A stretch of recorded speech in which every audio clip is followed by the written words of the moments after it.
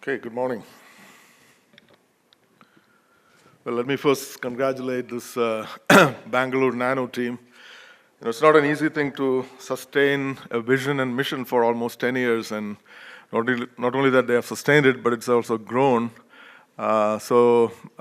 Congratulations, and I'm sure that it's all the blessings of Professor C.N.R. Rao that has got us here. I also want to thank Ajay personally for inviting me here.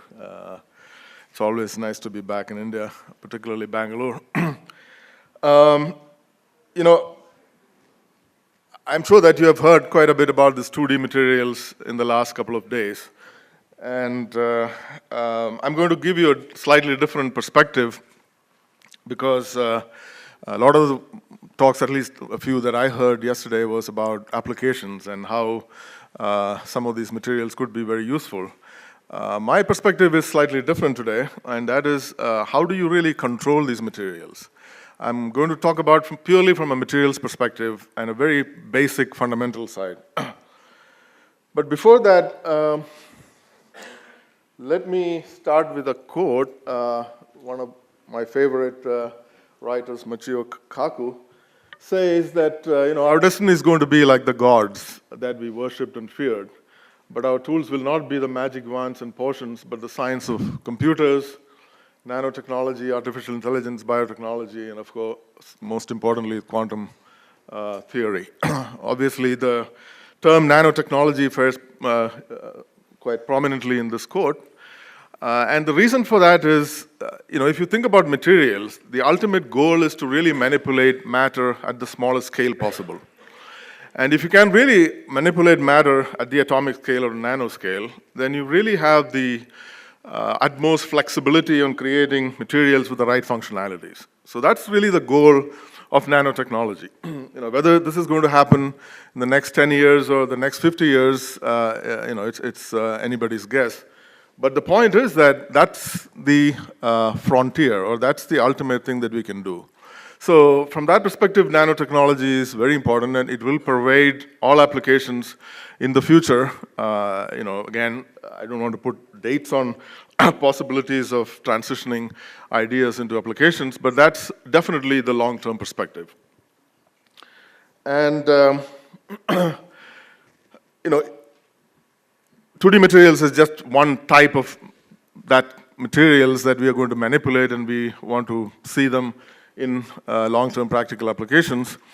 But there are several aspects of this. If you think about materials and nanotechnology, the kind of materials that you can deal with, the instrumentation that we build to really look at these things, and ultimately the predictability or the theory that has been developed to understand and predict materials, all these things go hand in hand. And what we would like to do ultimately to accomplish is a confluence of all these areas, the material science, the instrumentation or physics, and theory to really build the next generation of materials. So I'm going to talk only about the 2D materials, and the question really is, why is 2D material so interesting? And what can we do with these materials? Again, as I said, it is really a kind of a building block. The interesting part of this is that it is atomically thin. So in terms of the thickness, you can't really go any further. But more than that, what really has excited people is that this whole set of layered materials, and there are so plenty in nature, are very interesting because of the way the bonding is in these materials. Of course, in these classes of materials called layered structures, the in-plane bonding is very different from the interlayer bonding, and because of that, because of the interlayer bonding being weak, you are able to easily remove these layer by layer to get atomically thin layers. And if you can have that, then you could really do a combinatorial material science, which means that you can put these things together in many ways to get different functionalities, different properties. So the real question becomes, how do you really play this game? How do you, what kind of materials are interesting? If I'm given a large number of compositions, 2D layers with compositions, how do you really put them together? Are they interesting, in certain sequences? What are the possible opportunities that exist in that whole game? Now, as I said, there are many such materials. There are various ways of classification or classifying these. I'm just giving you one. If you look at the electronic structure of these, you can have 2D materials or 2D atomic layers all the way from insulating to metallic to semiconducting. So there is no dearth of compositions that have very specific properties. So I'm going to, again, look at this whole set and see what are the possibilities and what are the challenges that you face when you're trying to do this combinatorial stacking to make layered materials that are kind of artificial. Not even that exist in nature today, but possibilities of building artificial structures. Now, before I come to talk about the actual building blocks and actual chemistries and the process of stacking and so on, let me give you 2 examples on why these materials are quite interesting and challenging. I'll give you one which is more of a negative and one that is positive. So that image that you see there is a beautiful layer of molybdenum sulfide that is wrapping a silicon stem. And because of the morphology of these, the thinness of these, they actually wrap around pretty nicely anything that you put this on, right? But that also gives you a particular challenge. If you look at that image carefully, I don't know how well you can see it, you start seeing all these wrinkles and bubbles and things like that. So it's really like you're making your bed in the morning. It depends on how good you are in doing this. Of course, in the case of bed, it doesn't really matter if you have a few more wrinkles. But in this case, that really matters because as you get to smaller and smaller sizes, the structure property correlations becomes very sensitive. As an example, or as an extreme case of this is an experiment that we did a few years ago where we took a molybdenum sulfide layer and put it on an artificially constructed substrate with very sharp features on the substrate. This is a prefabricated substrate. And then you look at the STM to look at the density of states of electrons, and you see that where these layers are sitting on these very sharp edges, at the tips of these edges, the strains are very high, and that strain is enough to change the semiconducting behavior of this material to metallic. So what that means is that any kind of perturbations, any kind of strains that you subject this material to will change its electronic properties. So that's the challenging part. So how do you really consistently make a material which do not alter in properties because of the small perturbations, because of substrates, because of environment, whatever that is? Of course, you can also make that to an advantage by creating specific positions and locations where the structure could be modified to go from semiconducting metallic. So it's a challenge, but an opportunity. Now, another example that I want to give you is a uniqueness, an opportunity that might arise simply because these structures are super thin, atomically thin. So this is an experiment, again, we did a few years ago, suggesting that if I put a very thin layer of graphene, or a couple of layers of graphene on a substrate, and you have a phenomena that is happening on the top of the substrate, it doesn't even see these layers. It's almost transparent to this phenomena. So a simple thing like a wetting behavior of this on the substrate does not get affected at all if you have a couple of layers of these films.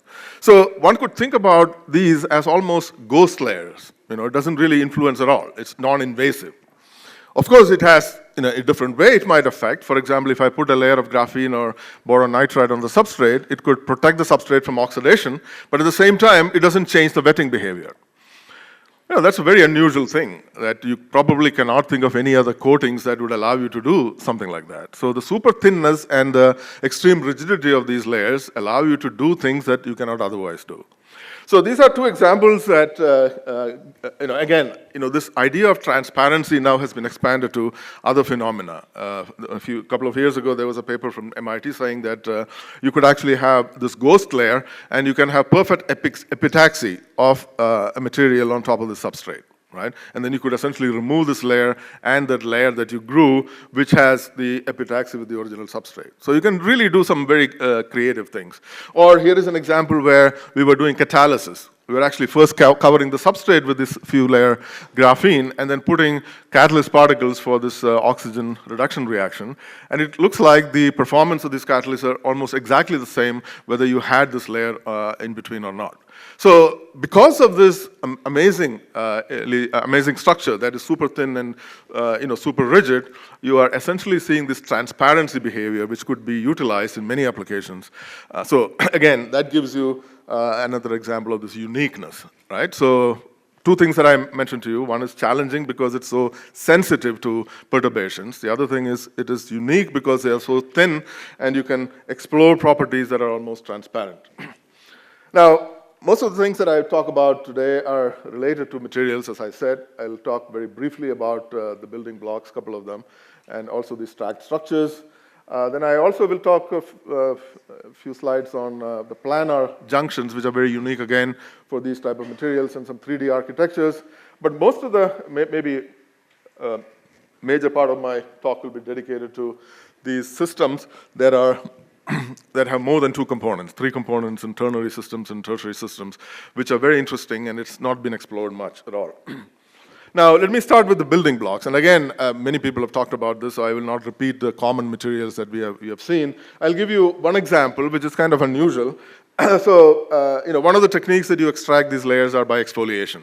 Basically put in enough energy to break these materials, and they will easily exfoliate along the planes of, weak bonding, which is the through thickness direction. But there are also materials that do not have this, extreme anisotropic bonding behavior, and they could also be exfoliated. In fact, there's a recent paper that you can look at that gives you a whole range of materials that are not traditionally layered, but that could be exfoliated. So one of such materials is hematite, iron ore, which is very common, and a lot of you know about these. They could also be broken up into super thin layers. And what is interesting, if you break these by liquid phase exfoliation, essentially giving a lot of energy to break up the bonds along certain directions, is that when you get super thin layers of these iron oxide, we call it hematite, you get ferromagnetic behavior. Iron oxide obviously is not a ferromagnet. So as you go to thinner and thinner scales, you start seeing changes in the physical properties. And that's very exciting because a lot of recent studies are focused on 2D magnets and how you can create magnetic moments that are normal to the layer thickness for specific materials. So that's an example of an exfoliable material. And again, you don't have to really look at layered systems. You can also look at non-traditional materials which could be exfoliated and built into small thickness. Well, another way to exfoliate materials is physical exfoliation.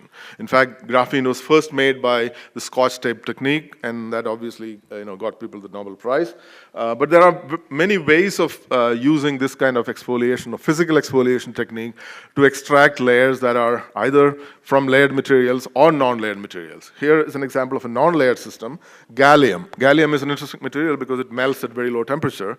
And what we are showing here is that you could actually pick up super thin layers of gallium by this technique called melt exfoliation technique.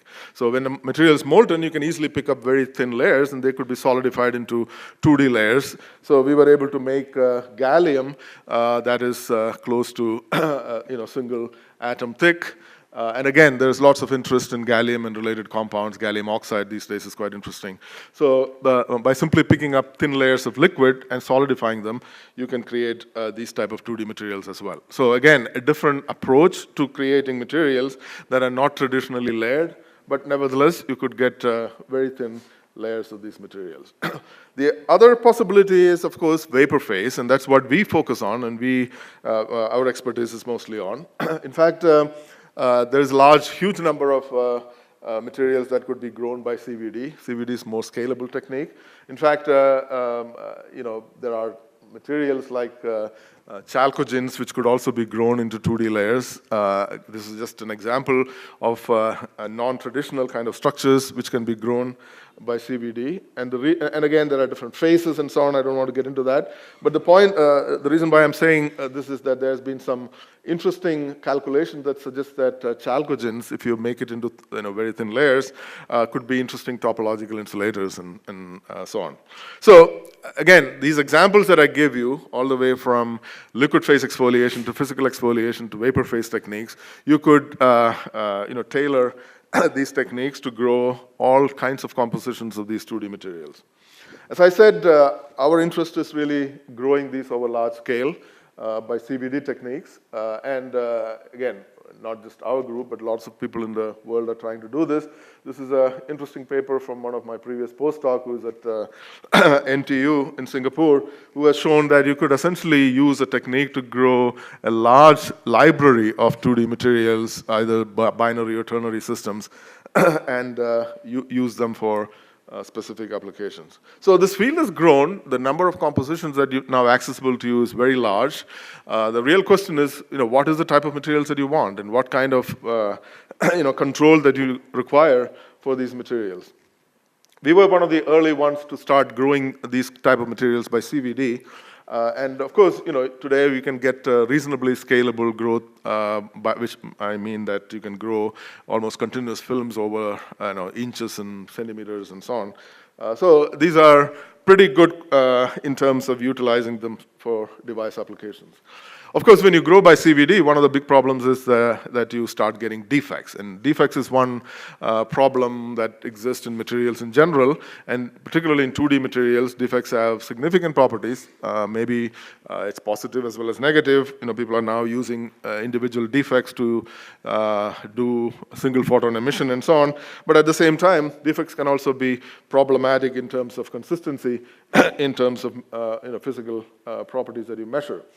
And the defects are very interesting in 2D systems, all the way from single vacancies to topological defects. You can see a lot of these defects in these systems.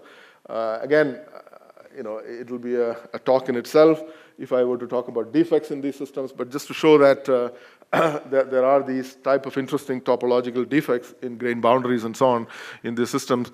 And if someone is very interested in looking at defects or understanding defects, I would suggest this particular paper that was a kind of a summary of various possible point defects that can exist in materials like molysulfide, which ultimately would make a difference in the behavior.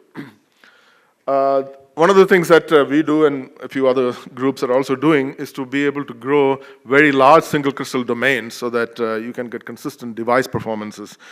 And today you can make domains that are probably in the millimeter size, which is probably good enough to do good measurements.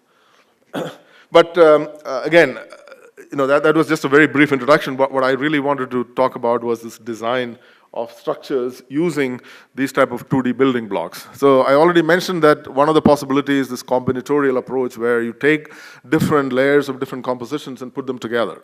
Another possibility might be to have compositions that are nicely contiguously grown in plane so that you have these atomically sharp junctions.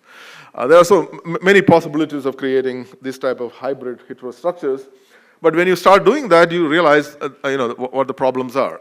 First of all, many of these 2D layer systems exist in more than one phases. So some of them have the semiconductor phase, which is called the 2H phase. They have the metallic phase, that is 1T prime phase. But this is particularly true for the transition metal dichalcogenides. And also, when you start stacking them, the stacking could also be different. You can essentially have a rotational disorder. Just like graphite, if I take layers of graphene and put them together, one on top of the other, it really depends on whether you get the proper stacking to get the right kind of graphite. So in addition to having multiple phases in these layers, you also have the possibilities of this rotational disorder that starts to happen as you start to stack them. And it seems that that is a big problem. You probably heard Arindam talk yesterday about twisted bilayer graphene, which could be superconducting. So just a small shift in the orientation of the second layer with respect to the first one can change the interlayer interactions quite dramatically and change the overall behavior. So it becomes a very tricky business from a materials point of view if you were to really make stacks of the same orientation. But again, what is really interesting is that you have these many compositions and you can put them together into various vertical sequences. It's a little bit different from the Lego game, which many people like to create an analogy here, because in the Lego game there are these features that fit to each other pretty well, whereas in the case of these van der Waals layers, there is really no feature, there's no fitting parameters, so essentially they could easily disorder. So it's slightly different from the Lego, although that's a common thing that you normally see. Of course, we grow many of these structures by CVD, just either by introducing multiple precursors at the same time or growing one layer at a time to get the stacks that you require.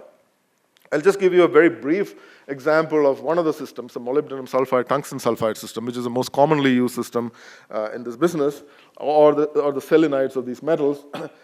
We, a couple of years ago, were able to show that under certain circumstances, you can get a certain type of stacking sequence. Especially the 2H sequence, where the metals are sitting on top of each other in the layers. And not only that, depending on the temperature at which you grow these structures, you can also start getting some of the in-plane heterostructures, which is obviously a different type of architecture. So many times when you're doing these type of growth method, you have to be very careful and you have to optimize this for certain conditions so that the right kind of stacking sequence occurs. Again, in this case, I was telling you this 2H stacking predominates because you have found a particular window of growth where these kind of structures grow. Similarly, as I said, at lower temperatures, you start seeing these beautiful atomically sharp junctions in the plane. And again, these are very unique to these kind of structures. Imagine, multiple compositions and domains that can exist in a single atomic layer of single atomic layer thickness. That would really create new types of device architectures, for example, an in-plane, PN junction or things like that. So there is a lot of opportunity if you're able to really make controllably multiple compositions and domains within a single layer. Again, you can see a high-resolution TEM showing very sharp interfaces. Of course, there is some diffusion of atoms into the other side. This is probably tungsten sulfide, and this is molybdenum sulfide. But what is interesting is now people are now starting to utilize the single atom, isolated single atom domains for photon emissions and so on. So the question is really, how can you control this positioning of atoms in a large lattice like this? Now, let me talk a little bit about this phases and phase stability that I talked to you before. I mentioned that even in the same composition you could have multiple phases that exist. I will first give you an example of this particular composition, the boron carbon nitrogen system. It's a very interesting phase diagram where the large number of phases, both hexagonal and cubic. But what is interesting is that if I try to mix boron, nitrogen, and carbon together, I see this very segregated domain structure. So the boron and nitrogen try to come together and carbon-carbon bonds are together. So in the 2D layer that you create, you have these very strong segregated domains. And of course, I'm not going to talk too much about many of these phases, but already you can see that in this phase diagram, you have the metallic phase that is carbon, the insulating phase that is boron nitride, and then are compositions that are boron carbides and boron carbon nitrides, which are very, very interesting. But as I said, I could get very nice atomically thin layers of these materials, but if you look closely at the structure of these, they are kind of segregated domains of boron nitride and carbon. Of course, you can, again, if you follow certain protocols, you can control the domain structure, and you can make very nice structures of one within the other lattice. So if you have a boron nitride lattice, which is isostructural to graphene, I can embed domains of graphene in boron nitride. So in effect, you can get graphene-like single atom thick material that contains different types of compositions. For example, I can create a 2D layer-based antenna in this case. So there are various possibilities if I am able to engineer the domain structure within this atomically thin layer of these materials. And there are various patterns that I've shown you here, that is ordered boron nitride and graphene layers. And essentially, if you can grow this, the interfaces are pretty strong, and you can peel these off and put them on a different substrates. So you can do a lot of things once you are able to grow this type of interesting architectures. Not only that, you can also convert carbon into boron nitride by a high-temperature chemistry process. So you could essentially go from pure carbon to pure boron nitride through the entire composition range, which means that you can go from metallic to semiconducting to insulating. And if you can do this locally, then you really can draw up the 2D-based circuits using carbon, boron nitride, and BCN type of structures. Here is an example where the carbon layer has been completely converted into boron nitride layer. Obviously, you start seeing some defects and so on in the structure, but it is certainly possible, and that's one way to locally convert these into various electronic materials. The same story, you can also convert carbon ribbons, for example, into boron nitride carbon ribbons, and these become catalytically active. And this is, again, an example of how these type of materials are very good, both carbon nitrides and boron carbon nitrides, for hydrogen evolution reaction and things like that. Another example is chalcogenide materials, and molytelluride is quite interesting because it's got a reasonably low band gap, but a similar problem exists here. In the boron-carbon nitrogen system, I mentioned that the boron, nitrogen, and carbon segregate, but in this particular case, the molytelluride, it's the same composition, but the two faces, the 2H and the 1T prime phase separate. So, and the energetics between these two phases are very low, which means that when you try to grow them, you start seeing a mixture of these 2H and 1T prime phases quite readily. So if I grow a layer of molytelluride, what I see is some 2H phases in the 1T prime here and the 2H phases here almost contiguously, which means that both the phases are growing in that temperature window that I'm trying to grow. So that's both interesting and problematic. Interesting because you can grow both pretty easily. Problematic because you want to essentially create these phases at the right locations that you want. So the question really is that can I controllably grow 2H phases and 1T prime phases? And that's quite interesting. Here is an example where we fabricated some simple devices where the contact has been made onto the 1T prime phase, which is metallic, and you see that those kind of devices are much more ohmic compared to if you contact the 2H phase, obviously, because it's a metal semiconductor contact. But of course, this is done in a random fashion. You grow these multiple phases, and then you go and find the 1T prime phase, and then you put the contact there. But one of the things that we were asking ourselves is, can you controllably create these 1T prime phase where you want them? And there are many instances in literature, well-published material here, where people have been able to convert the 2H to 1T prime by local irradiation or photon interaction and so on. But again, those are difficult in terms of processing. So what we were interested in doing is to look at possibilities of growing specifically 1T prime phases and 2H phases where you want them to grow. And this is this slide kind of shows that there is equivalent telluride in the tungsten phase as well. But what is different from the molytelluride to tungsten telluride is the tungsten telluride exists as mostly 1T prime phase. And of course, if you dope molytelluride with tungsten, beyond certain doping percentage, the material converts into the 1T prime.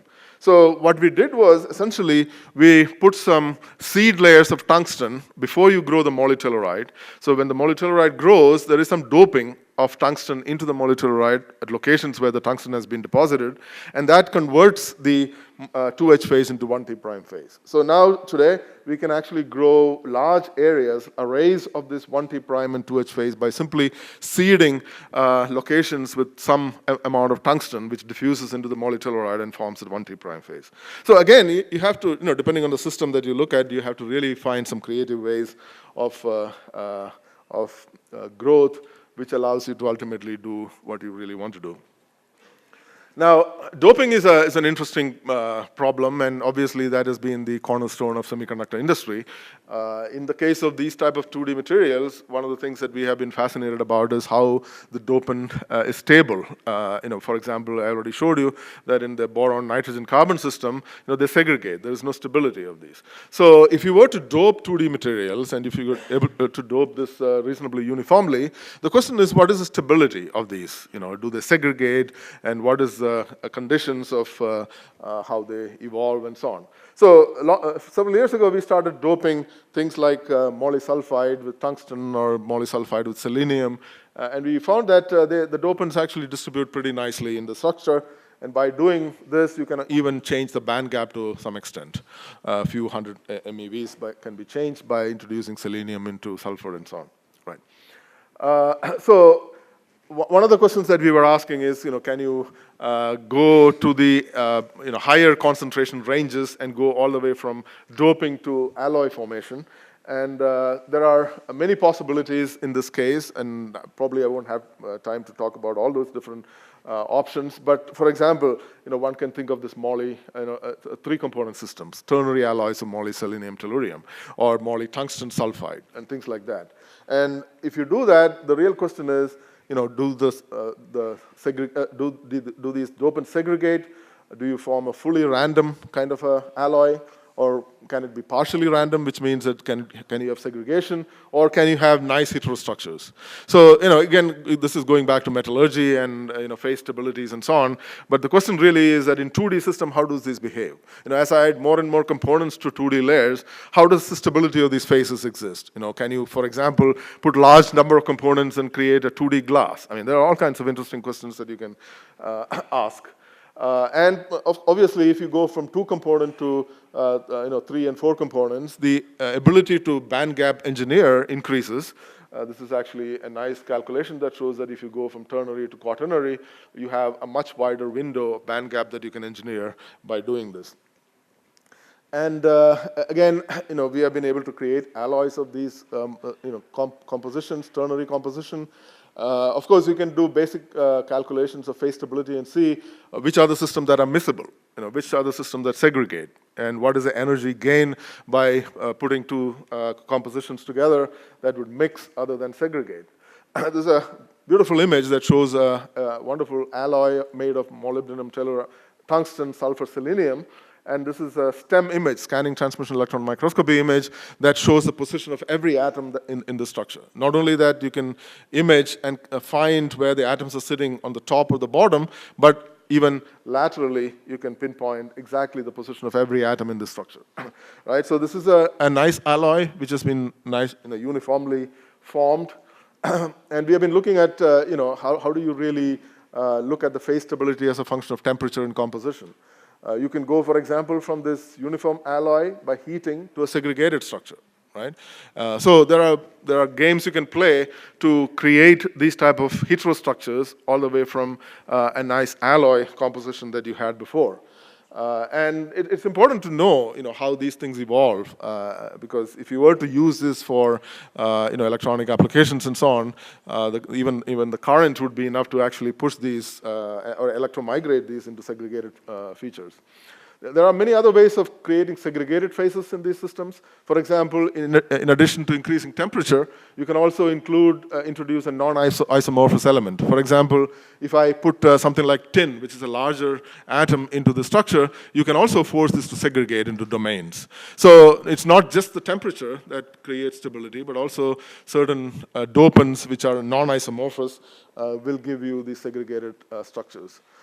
So we have been looking at, for example, phase transitions that occur. If I put certain types of elements, larger atoms like rhenium into molybdenum selenide, the 2H phase of molybdenum sulphide becomes, selenide becomes 1T prime. You already saw that happening in molytelluride when you put tungsten. So again, there are various systematic studies you can do to understand how the phase stability exists as a function of doping. And here is an example of some calculations that shows the stability regions of 1T prime and 2H. There are also other types of heterostructures you can make. For example, a 2H 1T prime, we already saw that in the molytelluride case, but this is a case where the 2H and 1T prime phase has got two different compositions. One is molyselenide and one is rhenium selenide. So if you think about this, there is a large number of possibilities that you can play with. Of course, we have to figure out what is the right structure that you require and what is the right system that you want to look at. Again, there are multiple effects that are very fascinating in these systems. For example, if I have a heterostructure with two domains of two different compositions, even the mechanical properties of this system is quite different. For example, if you have a crack that is propagating through these multi-domain 2D layer, you can clearly see that the crack is going to go through the softer phase compared to the harder phase. So we have been actually looking at some of the crack propagation in individual layers of these, and not only that the crack would take particular along certain directions, but also that there's sometimes phase transition that is occurring at the crack tip. For example, if the energetics between 2H and 1T prime is close enough, you can actually convert the strains that are there from one phase to the other. And also, there are many possible phase transitions that you can induce by light and other radiations. We have been looking at in situ pump probe experiments using some specific techniques, and you can actually follow the Bragg peaks of particular phases and see how they are changing.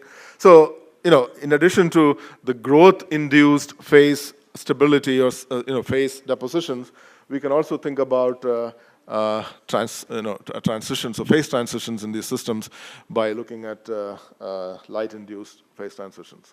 So I will not go into the details of this. I had a few more slides, but my time is running out. But let me put up a slide that kind of talks about. I had a bunch of slides. I think I was overestimating. But what I wanted to end this talk with is, we are actually in the phase where we are trying to play around. As I said before, many of the materials, not necessarily 2D systems, but in nanomaterials in general, we are trying to figure out the rules of the game. And it may take quite a while to understand many of these things, but one has to always think about the long-term perspective. What are these materials going to do for you? And, how controllably you can make them. You're essentially talking about creating or manipulating matter at the atomic scale. So it's not as simple as just making, something at the bulk stage, and obviously it's going to take time. But let me stop with this thought, hoping that this transition from playing around or being creative in the lab to the ultimately controlled engineered type of materials will happen at some point of time in our lifetime, hopefully. Thank you very much.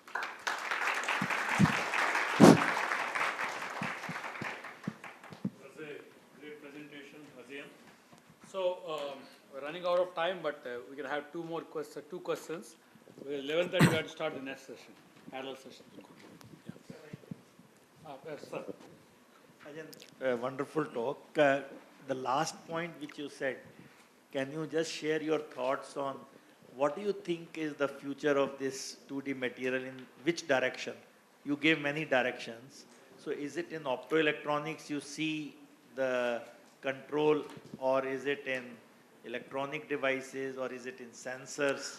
Yeah, I mean, where do you think there is a niche area? Right, I mean, so far, what do you think? Obviously, you're probably in the same position as I am in terms of answering that question. But, there are certain specific technologies where these type of super thin, flexible materials would be very useful. Obviously, flexible electronics is one of them. Sensors might be another. I don't think we are competing against mainstream electronics, at least at the moment. And the other opportunity is that because these materials are sensitive, every atom is exposed in some way, you might be able to manipulate it much better. So today there are interesting questions about, can you introduce specific atoms in this 2D lattice so that they can act as single photon emitters, for example. So I think it's a perfect platform for single atom manipulation, and or creating things like these atomically sharp junctions and so on. So I don't want to, again, speculate on applications that would be far from the kind of things that we think about. But there will be, particularly the functionalities that you think about, flexibility, transparency, super thinness. They would allow you to build devices that otherwise is not possible. And obviously, there are lots of work about low power devices and so on, which might be another option. Again, there is no guarantee. I grew up and my career was built on carbon nanotubes, and we saw all this happening there as well. So I think it's a learning process, and as I said, it's learning the rules of the game on how you can manipulate structures and materials at the nanoscale. I think that's what we are interested in. Just to add to that, probably the devices or sensors might be difficult with these 2D materials, but I thought the interfaces, controlling the interfaces, at least I have seen in the electronics kind of a thing where interfaces play a major role. I think 2D materials can play a very important role. Absolutely. I think it's all about interfaces when you come to this kind of scale, right? One last one from audience. So I'd like to know if graphene can replace plastic. Well, I mean, maybe you're thinking about composites with graphene, right? I mean, of course, graphene is a very different type of a material. It's metallic and it's a ceramic. But obviously, if you want to make plastics that are higher performance, you probably can introduce materials like graphene into the plastic that would improve certain properties, right? But to do away with plastic, is there no material that can take care of replacing plastic with? Well, yeah, we can talk about this later. Yeah, thank you very much.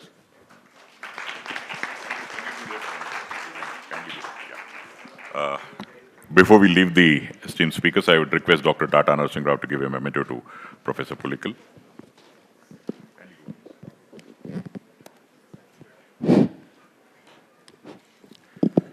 And once again, we want to give a little bit of trouble to Professor Sood. Sir, kindly come over and give a memento to Dr. Tata. Sorry for the trouble.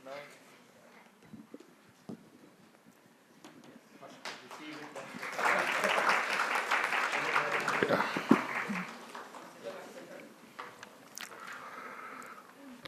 Round of applause for a wonderful session.